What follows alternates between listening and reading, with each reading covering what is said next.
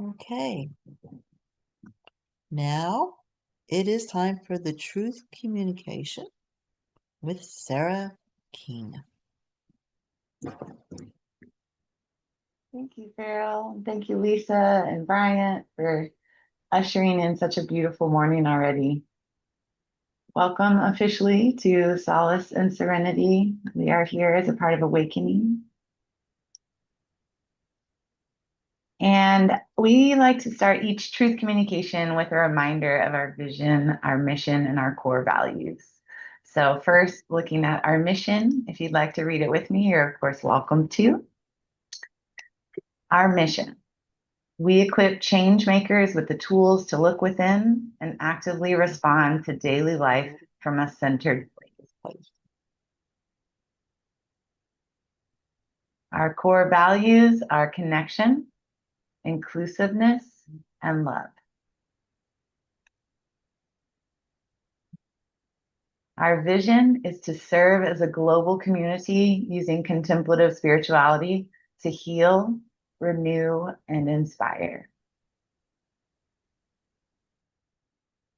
As Farrell said, my name is Sarah King, and I know all of you. I'm grateful for that. So, for the sake of the folks on the recording who I haven't met, my name is Sarah King, and I use she, her pronouns. I'm located in Richmond, Virginia. I'm excited and honored to share today's truth communication on the topic of deepening the well through creation. My intention is to curate a community conversation. I invite us to reflect together on the transformational power of divine inspiration and creation. So this conversation will be with yourself first, and if you choose to share it with any of your thoughts with the group, I would love to hear them.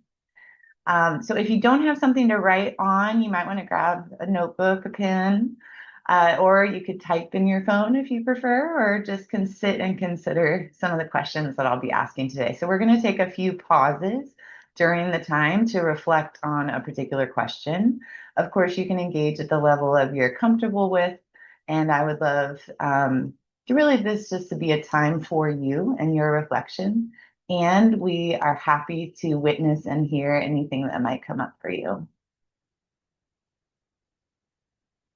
So the flow today, we're going to be talking about mothering. As I mentioned, Farrell, Lisa, always on the same page. Mothering first, and then the alchemy of creation. And I'll share a few tools for the creation process and wrap it up with an observation.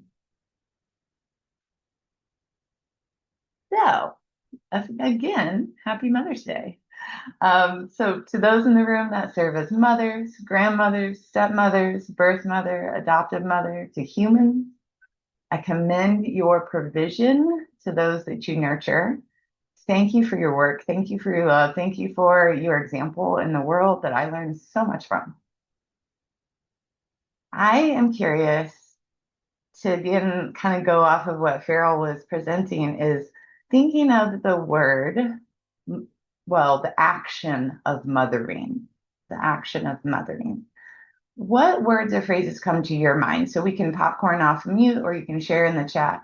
When you think of that phrase, mothering or to mother, what does it mean to you to mother something? What are some words and phrases that come to mind? Encourager. Mm.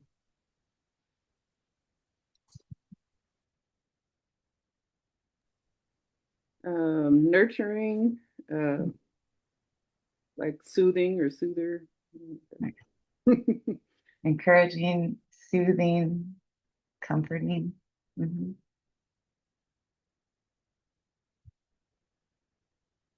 Giving attention, assistance, unconditional love. Amazing. What else? Feeding, Say that again, Aisha. feeding, like Feeding, yes. Whether that's literally or figuratively, definitely. Yeah, keeping safe, to keep something safe. Yeah, to protect, right?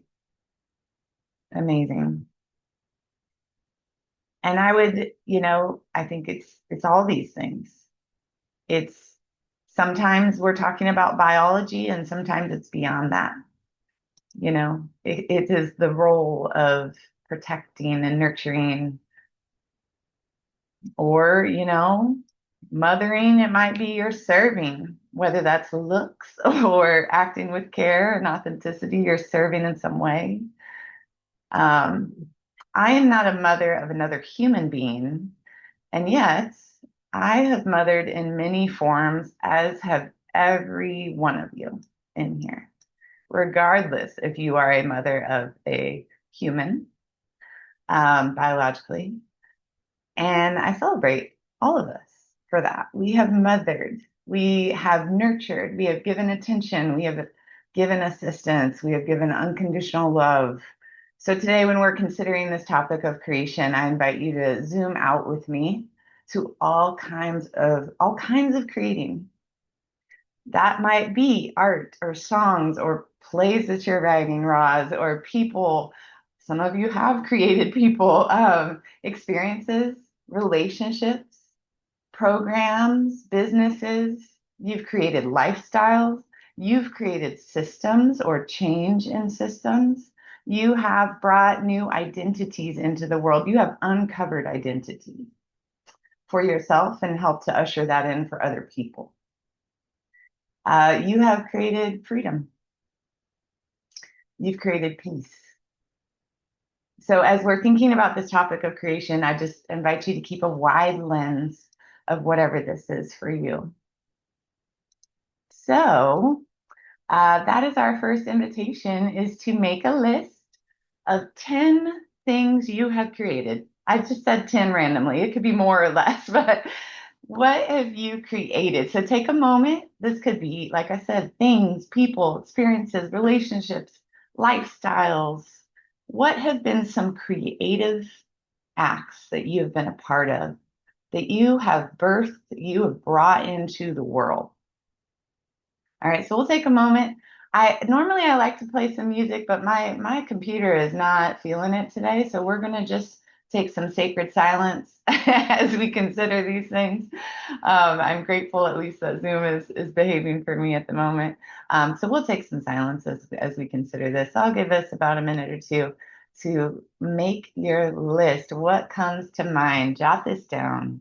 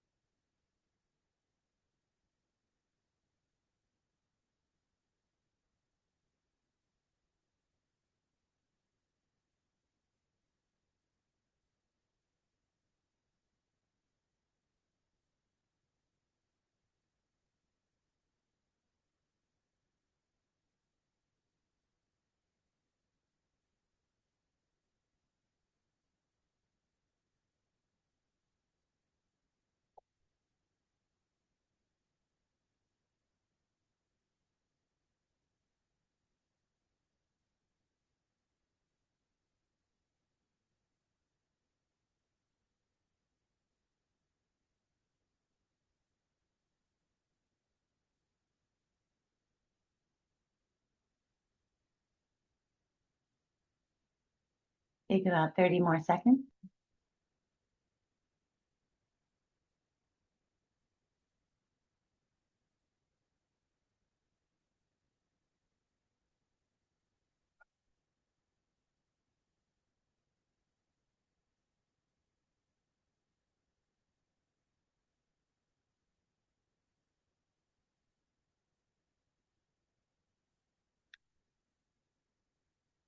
Now, as a way for us to get to know each other even better and celebrate together some of these creations, I would love to hear, this is optional, but encouraged. I would love to hear a few a few of the creations that came up for you right now.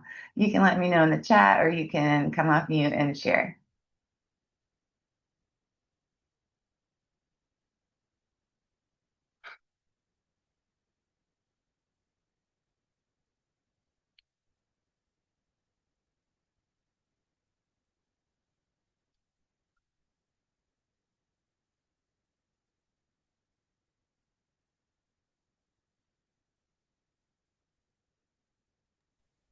What have One, you created, Farrell? um, ever since I moved to Arizona, I've been in pure creation mode. The neat thing is, I'm at the age where I realized it wasn't Arizona that created it. I was prepared in Texas, and then for whatever Mhm. reason, that seed just added Arizona, and like went it went haywire. But I always knew in my heart, working life didn't have to be as hard as it was. I've always known it, even though I've never really experienced it till I moved to Arizona. And I just thought, working shouldn't be hard. It really should be a joy. It should be, you go in, you do your job, and it's like I finally got it. I got it in Arizona. I'm still like pinching myself because my dad was a pharmacist and he experienced it when he had his own pharmacy in Louisiana. I think he was in that zone. And then after that, when he worked for corporations, he wasn't. But it's just so nice to know you can wake up and you don't have to say, I'm grudging, or I get up, I'm excited, I put my makeup on, I put on my dress, and it really is it's actually fun. So I just feel like, and that didn't happen by accident. But at Right. the same time, I do believe it was grace too. It's a combination of Mhm. both. I think Yeah. I was prepared for it, but when it dropped, I ran with it. Mhm. I've created a lot of peace in my life. I just knew life didn't have to be so up and down and drama, trauma. And I'm so glad I'm there yet now because now I can be a better mother to whoever enters my thing. It's kind of like, wow, I did the work. I'm not even upset with the people before me who didn't do their work. It just is what it is. You go on. You're just so peaceful. So I kind of created a life. I knew I could be peaceful. I knew I could be happy. I knew I could be joyful. And even though I was in very difficult situations, but now the inside matches the situation. Everything's joy. It's not like you're joyful in this chaos. You're joyful with joyful people. And Beautiful. it's just so nice. It's so nice. Beautiful. Yeah. Amazing. Thank you for sharing. And yes, we celebrate that joy and that peace that in that Mhm. lifestyle that you have created. That is beautiful. Thank you for I'm so happy. sharing. Good to see. And I hear in you how much your joy is creating a joyous lifestyle for everyone that you're around as well. So Yeah, and I do. I want to be a joy to people. I yeah, want people to remember, like Farrell was an encourager. She lifted me yeah. up. You're going to be remembered. They're going to know. It's like I just want to, if I added some life to your life, yay. Mhm. Yeah, absolutely. Absolutely. I think we all have experienced that from you, and I can only imagine the people that are physically in space. Aisha has created dance moves, yes, cool hairstyles, laughter, and poems. I love that. Thank you. What else, y'all? What have you been up to creating?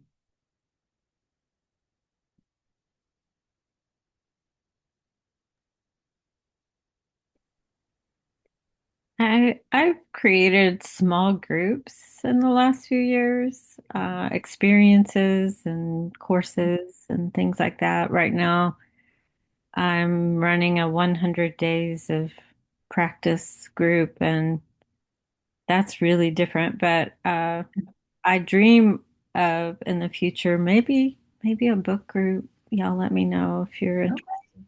So, it's been fun to see the evidence of your creations, Lisa. Not to mention all the art that you have also created.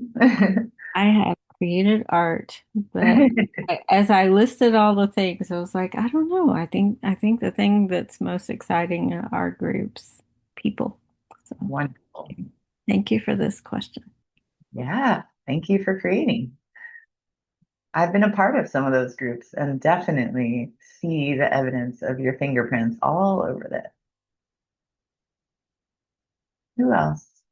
Okay, Sarah, you just teed it up for me. I could No, when you said you've been a part of, because I was thinking to say thank you, Sarah King, for being a part of my journey, because Yeah. I've been creating more creative momentum here lately, and you've definitely been a part of that evolutionary process. Cool. Good to hear. So I'll try to make it really quick. But my well I've quote unquote created a creative in the form of Gabriel, my child, Yes. my son. And I'll share with you all the he literally did create like something of a collage of like a couple of pictures of us when he was a baby and that sort of thing. But it's really the words that he crafted with it, and I'll read those with for you guys, and it'll be my intro to answer your Love question. it. Anyway, happy Mother's Day, Mom. And he wrote, "Thank you for deciding to take on the role of main." Oh, by the way, he's into film, so he's doing some puns. And we have these really cool conversations about like, art and, storytelling, etc. So thank you for deciding to take on the role of quote unquote main director in the production of my upbringing. I don't take for granted the in front of and behind the scenes moments where you had to make sacrifices for my well being, or the strength you had to find within yourself in the midst of caretaking to keep going. I appreciate you for continuing to demonstrate what it means to have your own back and advocate for yourself across the many sides and facets of your life.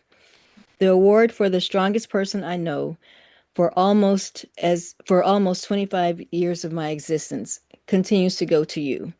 It means more than I can verbally express as your son to see you flourishing in this chapter of your life, spreading your creative wings and moving through the phases of your creativity toward manifesting the rosmaspheric butterfly you were meant to be.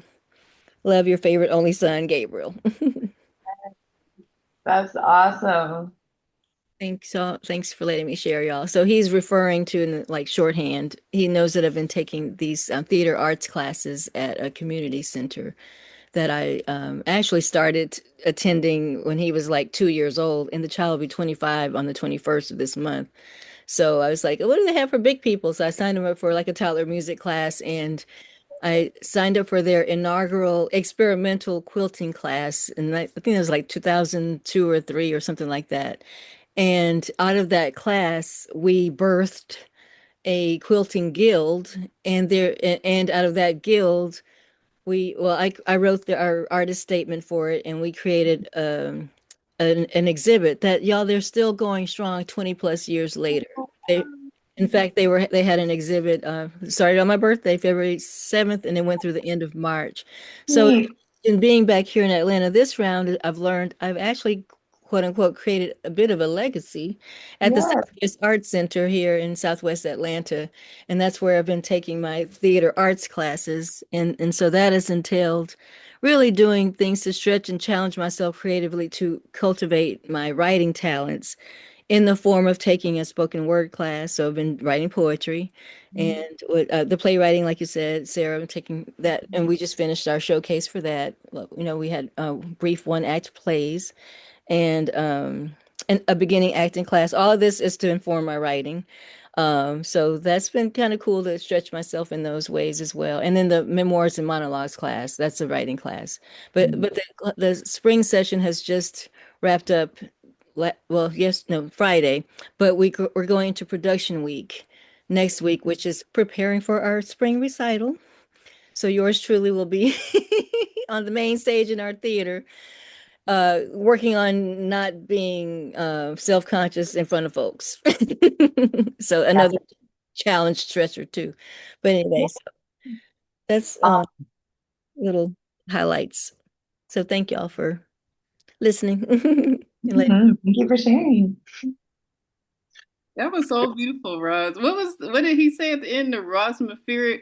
What Oh, that was because because I call my well, Sarah knows this. I call my life the Rosmosphere because synchronicities and just like interesting, cool little things. So this is Gabriel messing with his mama. So of course, in true fashion, I couldn't just go in and give him a hug and say thank you. I had to like find Denise Williams's Black Butterfly and play it softly as I went in absolutely. Yeah. to thank him. He was like, "Mom, can you just say thank?" No, I'm saying No. no. No, because you're in the Rosmosphere. Exactly, exactly. Y'all are Absolutely. in the Rosmosphere too. Mhm. By the way, I realize now why I didn't respond to Farrell's community builder because what I had in mind, well, I had to go do a bio break real quick, but when I came back, I was like, oh, they're wrapping up. I think it kind of ties into your truth communication. What I would have said to Farrell and everyone is I think I'm mothering myself through the things that I just shared because I think I'm mothering my inner child artist who I say if I were my mother, I would have had like all up off into the arts, but I was just by nature artistic and creative as an only child, never adult moment. But I think I'm subconsciously, unconsciously, and consciously, I think all of it. I think I'm really attentively, consciously, intentionally like cultivating my creativity in a way that I would want to support the freedom of expression that kids do with like no shame and no fear in their Picasso-ness, you know. So I think I'm mothering little me in those ways. Oh, what a neat observation. And yeah, that sounds very true. Yeah, so thank you, Farrell and Sarah and Lisa and Brian, everybody, and those who haven't yet shared. Thank y'all. Mhm. Thank you for sharing. So rich. I love it. And Brian, thank you. I see your note as well. They said creating change in other people's perspectives. Yes, we have all been the recipient of that as well. Very good. Tarot spreads, chocolate drinks, okay, and treats and clothes. Love. I'm loving learning more about each of you in these answers too. Uh, so cool. We've got dance moves, we've got cool clothes, we have chocolate drinks, uh, quilting legacies. I had no idea about that, Roz. So thank you. We've got lifestyles happening. Lisa is creating experiences for people to unearth their creativity. Amazing. If you did not get a chance to share and you wanted to, I want to make sure I don't cut you off. Is there anyone else that wanted to share on that one?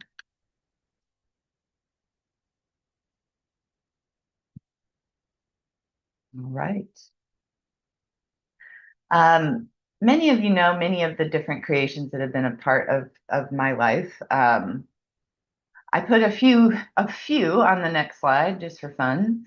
Um, some of you know, if you've been around Awakenings long enough, that I used to have a baby clothing line. Speaking of clothing, Bryant, and got to dream that up with this group. And some of the children of this group, Kiana's daughter right here, Marlon's daughter right here, got to serve as models for my for Oba Baby was the name of that, where I upcycled neckties into little embellishments for onesies.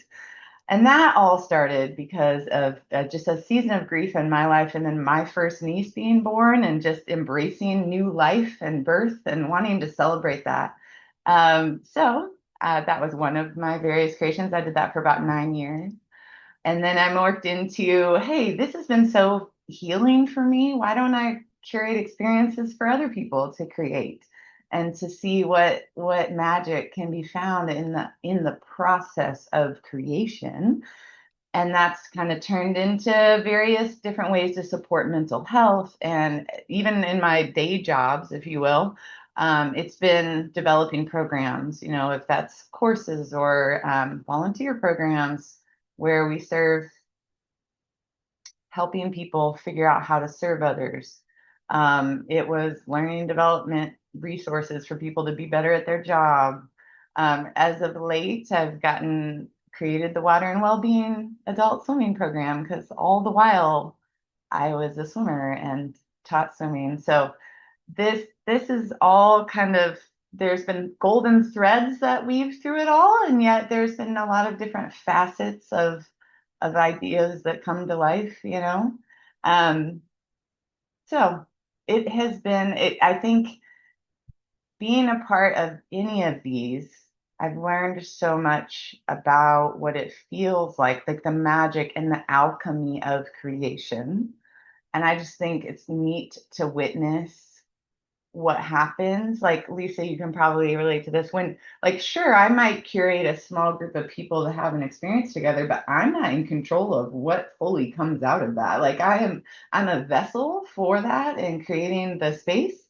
And then I just get to sit back and be in awe of the magic that comes, and part of that is us being obedient to those ideas when they come. And then part of it is watching the magic, and celebrating that. So speaking of magic and the alchemy of creation, I just think, I mean, it is magical, really. The teeny cells multiply and turn into a being right there in the womb of another human being. I mean, this sort of mothering and creating and bringing something to life is magical to me. I'll be sharing some ideas from a few books that I've read on creativity. One, the Bible. There's a lot about creation in there. Two, The Creative Act, A Way of Being by Rick Rubin. And another good one I like is Big Magic, Creative Living Beyond Fear. That's by Elizabeth Gilbert. So we're taking a few ideas from all of these. So first off, looking at creation in the Bible, Genesis 1 through 3.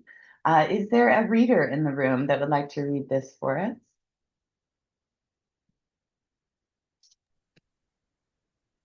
In the beginning, God created the heavens and the earth. Now the earth was formless and empty. Darkness was over the surface of the deep, and the Spirit of God was hovering over the waters. And God said, "Let there be light." And there was light. And if I could ask you to do one more, Roz, keep going. This is Genesis 1:31 through 2:3. My pleasure, as they say at Chick-fil-A, Sarah. Thanks. God saw all that he made, and it was very good. And there was evening, and there was morning, the sixth day. Thus the heavens and the earth were completed in all their vast array. By the seventh day, God had finished the work he had been doing. So on the seventh day, he rested from all his work. Then God blessed the seventh day and made it holy, because on it he rested from all the work of creating that he had done. Thank you. And this is from Rick Rubin's book. He said that think of the universe as an eternal creative unfolding. Trees blossom, cells replicate, rivers forge new tributaries. The world pulses with productive energy, and everything that exists on this planet is driven by that energy. Every manifestation of this unfolding is doing its own work on behalf of the universe, each in its own way, true to its own creative impulse. And then bringing in from Elizabeth Gilbert, Big Magic, this is the foreword of the book. It says, question, what is creativity? Answer, the relationship between a human being and the mysteries of inspiration. Now, both Rick and Elizabeth, I'll call them by their first names like I know them, they both kind of share this idea of ideas. Let's look at that a little bit further. So this is from Elizabeth. I believe the creative process is both magical and magic. I believe our planet is inhabited not only by animals and plants and bacteria and viruses, but also by ideas. Ideas are a disembodied, energetic life form. And that's what kind of I equate to the creative spirit of the divine. As Rick Rubin calls it, like source or energy, or creative energy or universe. This other. Ideas, this is back to Elizabeth, ideas are driven by a single impulse to be made manifest. And the only way an idea can be made manifest in our world is through collaborating with a human partner. Sorry for the typo. It is only through a human's efforts that an idea can be escorted out of the ether and into the realm of the actual. And she clarifies in this that she's talking about all ideas, whether that's artistic, scientific, industrial, commercial, ethical, religious, political, all sorts of ideas. And so these ideas are swarming and they're looking for people to partner with.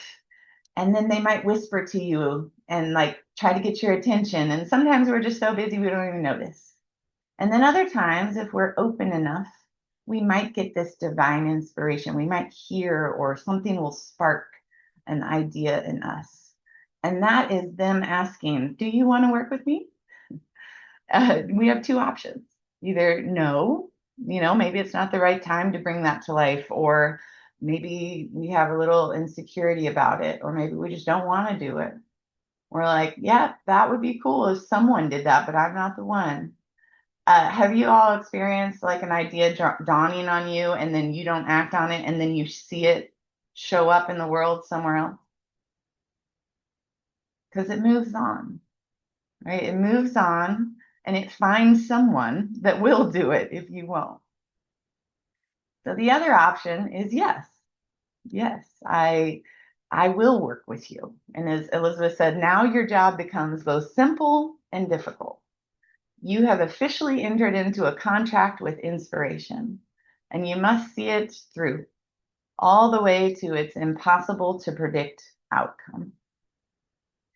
So I just want to check in. I'm curious with you all about this concept of kind of like that both Rick and just the spirit of creation that's in the Bible and Elizabeth's depiction of ideas being non-human form, but they partner with humans. How is this concept landing with you? You can show me with an emoji, you can chat with me. If you disagree, that's completely fine. I'm just curious, how is this landing with you? We got some stars. Okay. I will say that I have experienced this Mm. rather richly throughout my life, and sometimes it is the bane of my existence because so many ideas come through. And I will see ideas that I had that become really the hot trend in the Mm. world. And I'm like, yeah, I knew that was a thing. I didn't do it. I Yeah. can't do them all. No, absolutely. Yeah. That's neat. And I used to make me mad, like, and then I'm like, well, I mean, I didn't do it, It found a home in someone and it brought forth to creation somehow, some way. So I'm glad it got out there in the world. So now I'm trying to change my perspective when I see that of like, well, I'm glad it got into the world sooner than later. Thank you all for sharing. And Brian, I saw that as well. 100% always ideas moving in. Amen. Cool. And you know what? They will continue to come. I appreciate, though, Elizabeth said when she turns down an idea, she tries to be polite about it so that the universe doesn't get the idea that she's not good to work with. So, like, thank you so much for thinking of me. Like, now I can't do this right now, but maybe will I suggest another author or something? So this concept of idea as spirit is also found in the Bible. These verses appear actually in the story of Moses leading the creation of the tabernacle. The tabernacle was to be a sacred tent designed by, or a sacred dwelling, really, designed by God's instructions to Moses. It was going to be the dwelling place for God's presence and a tent of meeting to worship. And so in this moment, it says, then Moses said to the Israelites, see, the Lord has chosen, I don't know the pronunciation, Bezalel, son of Uri, the son of Hur, of the tribe of Judah, and he has filled him with the Spirit of God, with wisdom, with understanding, with knowledge, and with all kinds of skills, to make artistic designs for work in gold, silver, and bronze, to cut and set stones, to work in wood, and to engage in all kinds of artistic crafts. And he has given both him and Oholiab, son of Asimach of the tribe of Dan, the ability to teach others. He has filled them with skill to do all kinds of work as engravers, designers, embroiders in blue, purple, and scarlet yarn, and fine linen, and weavers, all of them skilled workers and designers. So Bezalel, Oholiab, and every skilled person to whom the Lord has given skill and ability to know how to carry out all the work of constructing the sanctuary are to do the work just as the Lord has commanded. So then they go on to create this elaborate tabernacle using all sorts of materials and just really showcasing that skill that has been given to them. that creative spirit. It included a temple, Ark of the Covenant, priestly garments, anointing oil. They made all of that. And I think that especially in a time such as this, our creativity, whatever that is, in all forms, is needed to manifest divine ideas, to participate in the alchemy of creation, to bring forth what the prophet Isaiah was talking about a long time ago, and I think still applies today, in Isaiah 61, 3 and 4. They will be called oaks of righteousness, a planting of the Lord for the display of his splendor. They will rebuild the ancient ruins and restore the places long devastated. They will renew the ruined cities that have been devastated for generations. If we say yes, we can co-create with the divine. And you might be wondering, well, if ideas are swirling around everywhere, well, what about us? Well, what do I bring to the process of creation? We bring our talents, we bring our gifts, we bring our lived perspectives, our lived experience, our personality. Because even when similar ideas show up elsewhere, they're manifested by different vessels, and therefore they're going to be a little unique to what we would have done. So we get to co-create with the divine, and it therefore will have our flavor in it. Now, because I'm talking to a room full of creators, I understand that I don't need to convince you. You're already on board, which is great. But along the way, if I could share some tools in case that I've been gleaning that have been helpful in many of the creations, that's what we'll go into next, is some tools for the creation process. So in the past couple of years, I have continuously wavered between wanting to be informed, attempting to figure out how to participate in the changes that I hope to see, and feeling completely paralyzed, honestly, by the things that are happening all around us.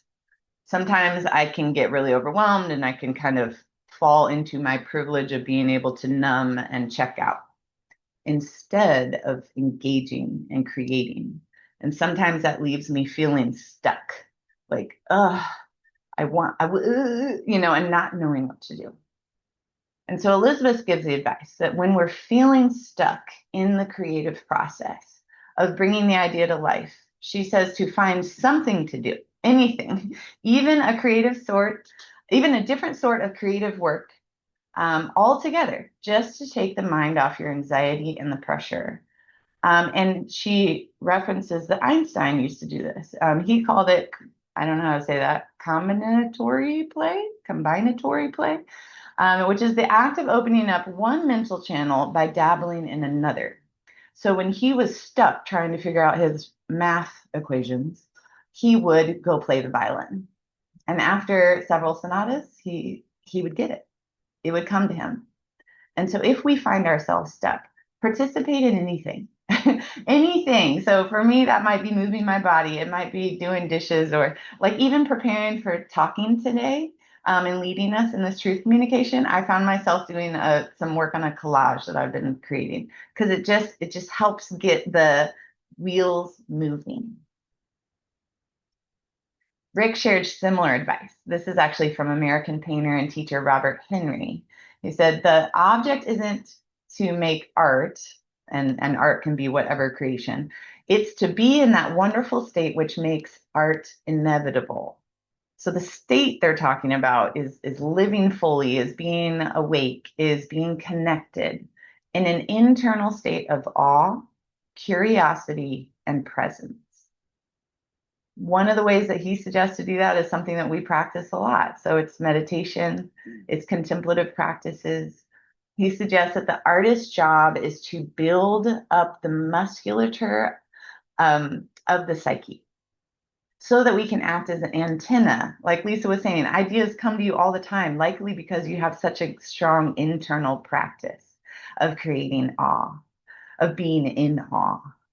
So it becomes inevitable. Art happens naturally once we get into that state of openness and connection to the world and to source. It's going to manifest through you rather than being manufactured by us. It's coming through. And that makes me think of Andrea's encouragement. She shared with us before about manifesting, and she suggested to do something that has a high vibe for you and then go into manifesting work. Because when you're in that high energy frequency, it's easier to envision your creation. So consider for you, that is the next question, is what are a few ways that you can connect with the internal state of awe, curiosity, and presence? So the next time that you feel stuck, how could you engage with these things? Is there a tool that you might use? Is there any practices that come to mind? So for a moment, let's jot a few ideas down.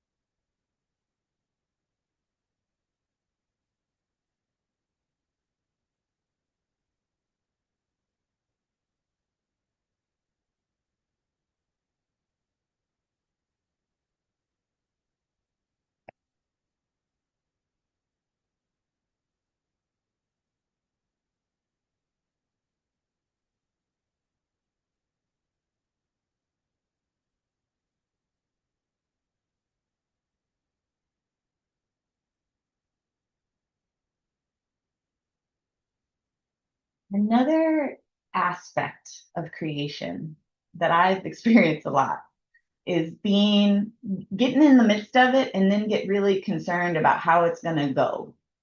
um, when I'm fearful about the outcome, it can cause stumbling blocks for me to continue to create. If I put too much pressure on how is this going to be received by other people? What is going to be the outcome of this? Aisha, you relate, unfortunately. Okay. And I saw some head nods from Farrell too. So something that Elizabeth also writes in Big Magic is the outcome cannot matter. She said, the results of my work don't have much to do with me. I can only be in charge of producing the work itself. The outcome cannot matter. She said, fierce trust asks you to stand strong within this truth. You are worthy, dear one, regardless of the outcome. You will keep making your work regardless of the outcome. You will keep sharing your work regardless of the outcome. You were born to create regardless of the outcome. You will never lose trust in the creative process, even when you don't understand the outcome. Yes. Roz said, what is it, Sarah? Just write the bat. Yeah. So a business coach that I followed used to suggest make a crappy first draft. And Roz and I would talk about that. Just get it out there. Make a crappy first draft. Get it going. Because if we sit there and we want to perfect it, we aren't going to do it. I shouldn't say we, I should say I. If I put too much stress on myself of exactly what this has to look like and dot all the I's and cross the T's, I will sit there in inaction. I will not create. So I have been clinging on to these words for a lot of years from Elizabeth of the outcome cannot matter. So she encourages us to hold on to the idea loosely, whatever the idea that has been, that we have said yes to work together with it in partnership rather than one where we're enslaved to it or we have an attitude of mastering it or overpowering it. So perhaps the approach there is, I'm going to work with the idea to bring it to life. And my responsibility is the process and is bringing it. It is not the end result. That is not our responsibility. So the experience is the point. As you all know, one of the ways that I show up in the world is serving as a healing arts practitioner is where we use creativity to engage and to nurture our mental health. So the research that supports healing arts teaches us that we actually access the healing and the mental health benefits through the process of creativity. So it doesn't matter what the end result is, really. It doesn't matter if you like what you end up with. the process is where we connect with ourselves. It's where we release stress. It's where we allow time for emotions and ideas to surface. When I was first starting sewing baby clothes, I often would be like tears coming down and not know why. It was just simply because I was working with my hands and it was allowing the emotions that needed to come up through the grief that I was experiencing. That's when they would come out. And I was like, it didn't have anything to do with each other, I thought. Research shows us that any form of expression through creativity, this can be anything, it's helpful during times of negative emotions. Whether you're not even talented at them, like Aisha is with dance moves, you can be talented with them, but you don't have to be. So give us the freedom. Actually, it was funny because I was talking to Tia about, this truth communication, and I shared with her some of the ideas that were coming up for me. And I said, but I'm struggling with what is my point? And after I shared with her the ideas that I was considering talking with you all about, she was like, Sarah, I think the experience is the point. And I was like, oh, so what you're saying is the outcome cannot matter. And we laughed. Yeah, so obviously this is still something that I continue to need to embrace.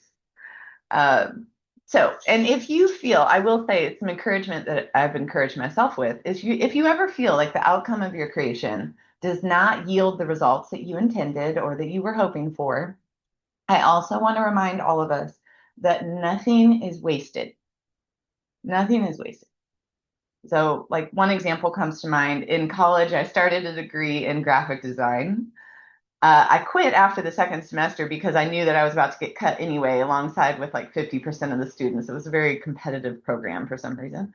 So I went ahead and quit and switched to social work. But let me tell you that at the time, I felt like, well, what was the point of taking those classes and, learning Photoshop and stuff?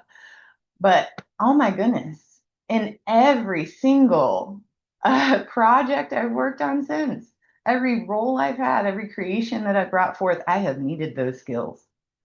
They have come in so handy. Where I thought it was a waste of time, it was actually equipping me. It was equipping me. And it reminds me of like what Farrell, you were saying. You were trained in Houston for your life in Arizona.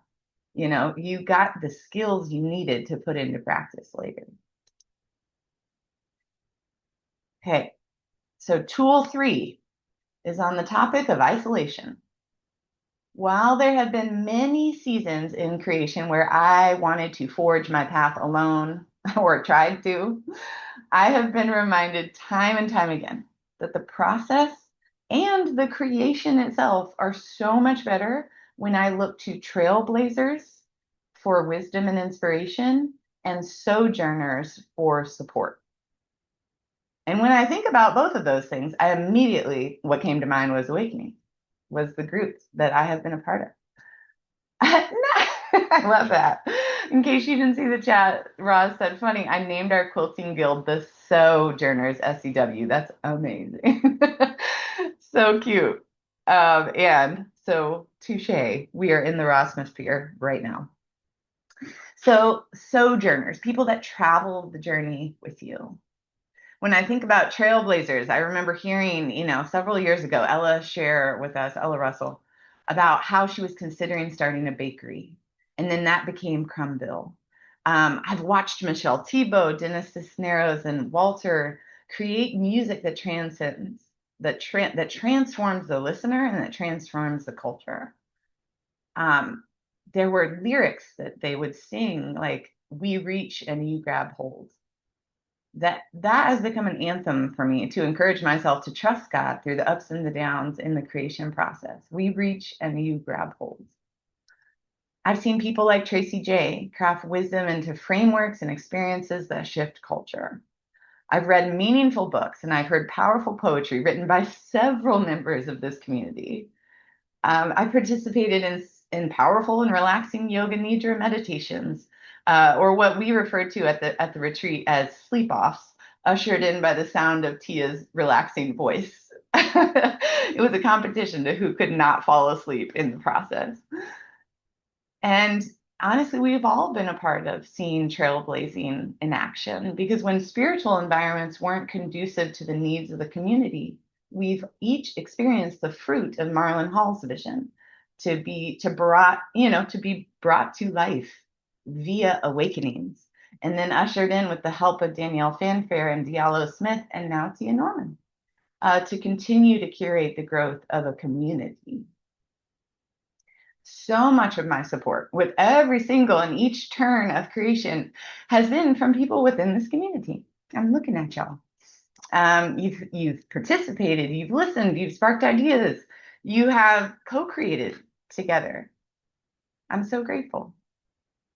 Whereas people in other communities and in my life may have responded skeptically with like, what are you doing now? What is this? That's so random. You're making baby clothes. You're doing like what's the latest thing? Every time I have shared a project or a passion, I have been met with open arms, ears, hands to get involved. Several of you, we have brought things into existence together. So I appreciate it. I appreciate it. And I don't take it for granted. I think that this community embodies what Elizabeth writes. She said, you can support each other, or you can support other people in their creative efforts, acknowledging the truth that there's plenty of room for everyone. With that spirit of abundance, of not of comparison or of jealousy, but knowing that, hey, an idea is coming for you, amazing. Guess what? One's coming for me too. Like there's plenty of ideas, as Lisa said, to go around. So my question for you now is, who are the trailblazers that inspire you?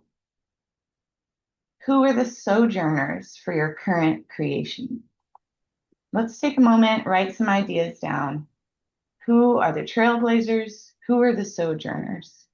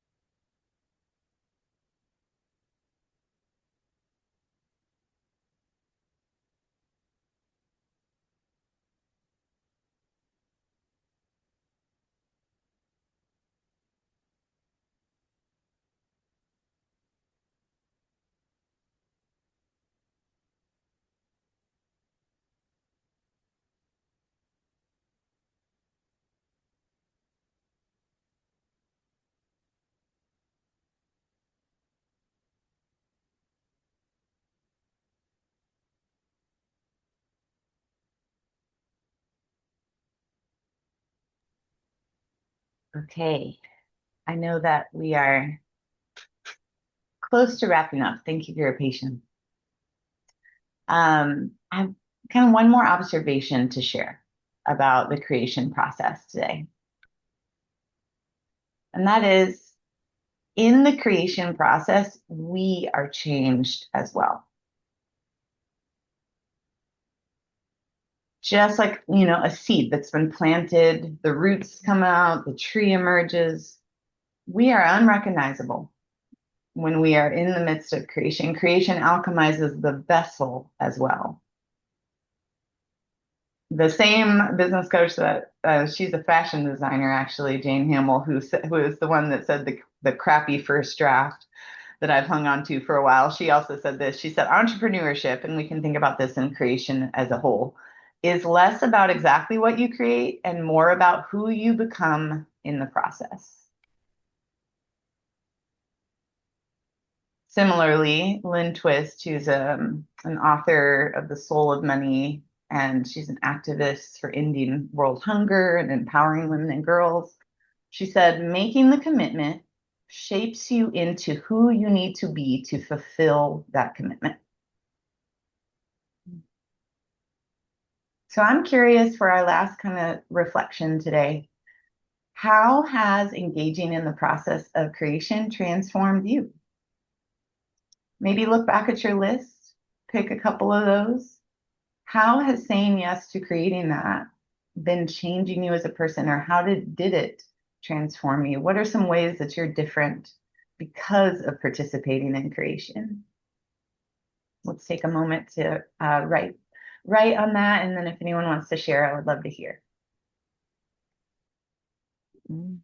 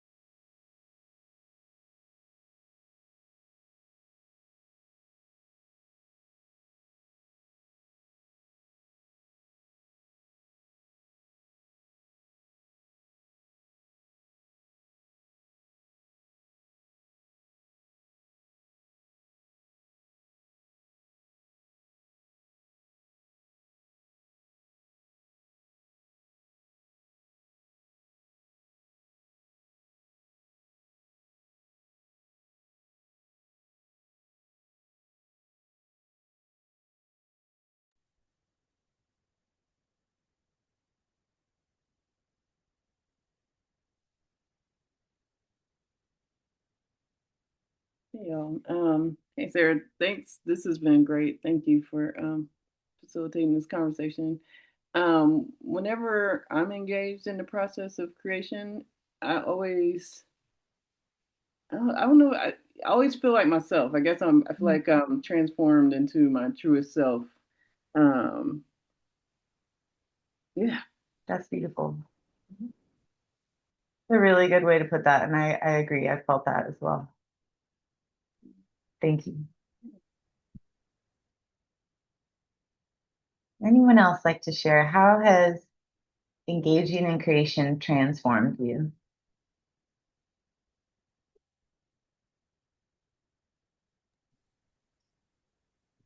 Go ahead, Lisa. So many ways. I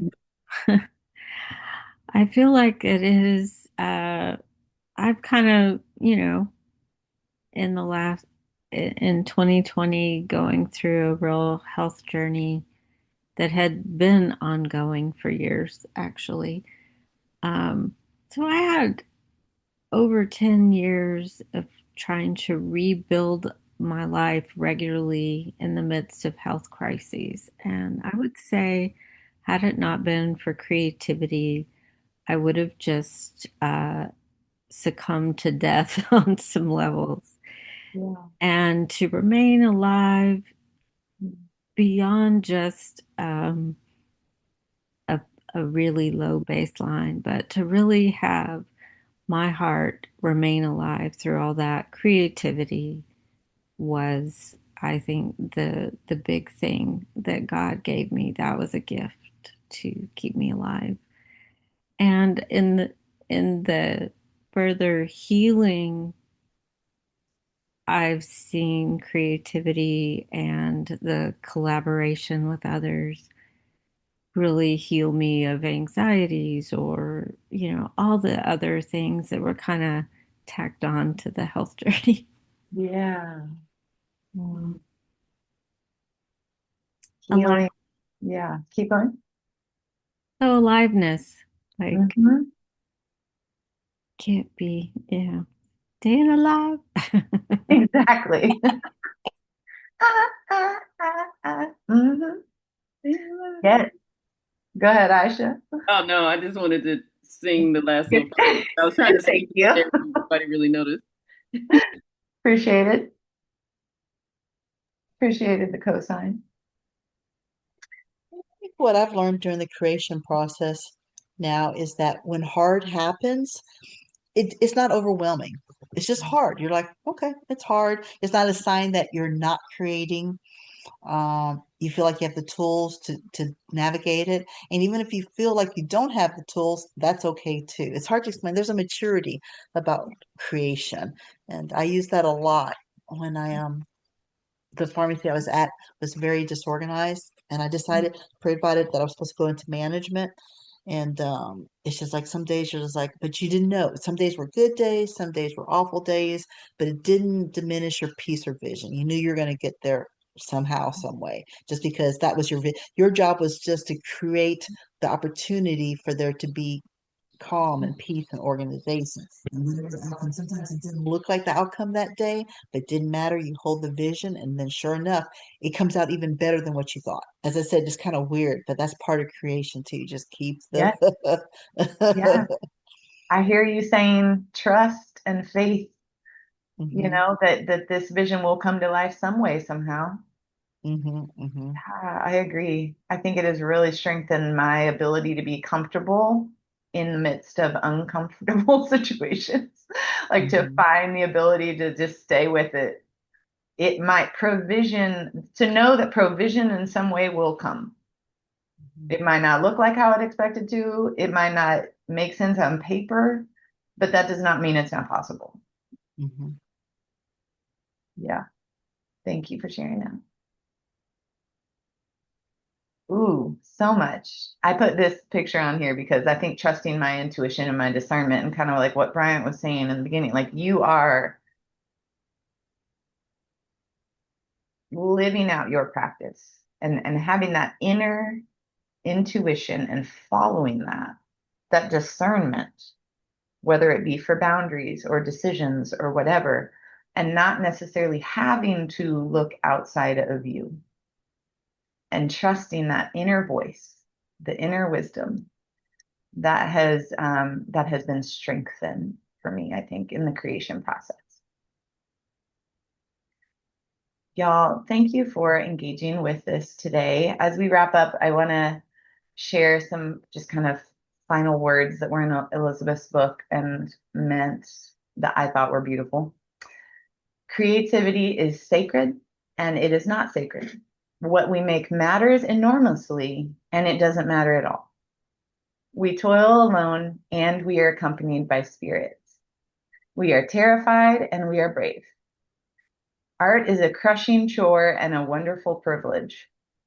Only when we're at our most playful can divinity finally get serious with us. Make space for all these paradoxes to be equally true inside your soul, and I promise you can make anything. So please calm down and get back to work, okay? The treasures that are hidden inside of you are hoping that you will say yes. That is our benediction today. Is say yes. Say yes and trust that you will be supported in the process and provision will come in the process.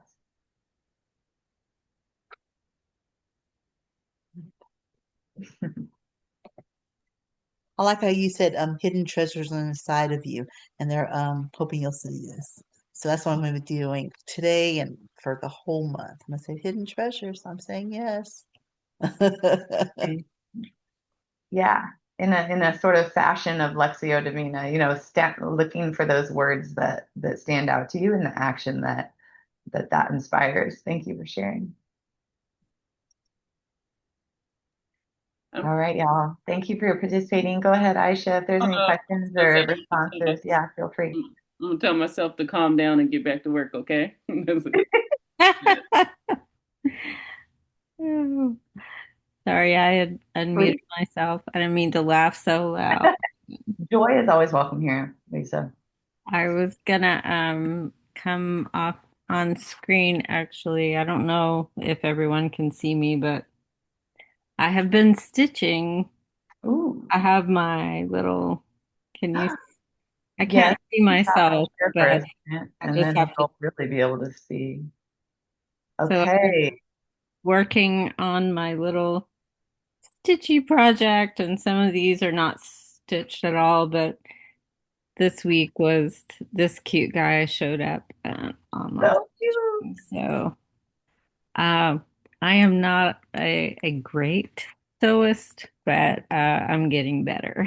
And this has been kind of everything that you've talked about, doing something different. Like, I'm not great at this, but it's been fun.